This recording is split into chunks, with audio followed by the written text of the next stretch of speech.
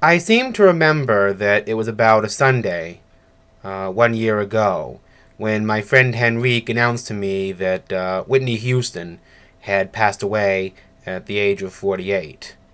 I actually did two videos about her last year. One commemorating her on the day it happened, and another 1 month later. But this year, now that I've had a year to fully absorb what's happened, I've actually been overcome with a memory that I had of the first time I encountered Whitney Houston in my life. In 1985, my mom brought home this big record, and I remember it was Peach. And it was called Whitney Houston, and it had her picture on the cover. And she would keep playing over and over again. The Greatest Love of All at Once, How Will I Know, Saving All My Love for You, all those big hits off that first Whitney Houston album for about a whole year.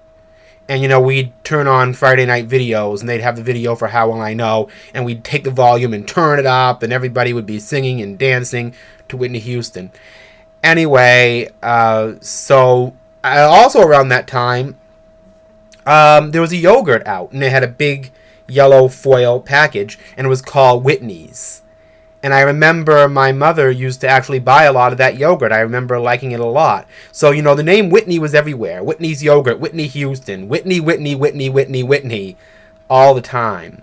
And then, around 1987 or 88, we saw this video for a song called So Emotional that Whitney Houston had done.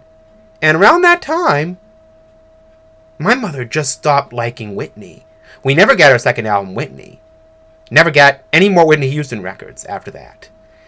My mother had a viewpoint that Whitney Houston was the daughter of Cissy Houston, who sang famously background for Aretha Franklin, and that she was the niece of Dionne Warwick, that she had a strong gospel soul voice with a lot of strength and a lot of range, and that she was frankly singing music that was beneath her. And after that, there was a marriage to Bobby Brown, later on, The Bodyguard. My mother either laughed about Whitney or never talked about her again. And I felt that was sad. And interestingly enough, after she died, I heard that she had one last movie, and it was a remake of the old 70s film Sparkle. And Whitney was playing the mother of a character called Little Sister, who was trying to get into the music business, and she didn't want her to become a singer. And, I always wondered, Whitney played this mother who was careworn and had been through a lot, trying to discourage her daughter to go into the same business. And I wonder if these were conversations that actually happened between Whitney and her own real daughter, Bobby Christina, after the things that Whitney actually experienced.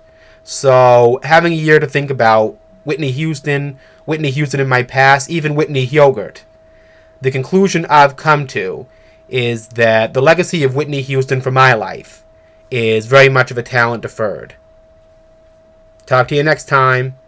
Keep enjoying your music. Peace, everybody.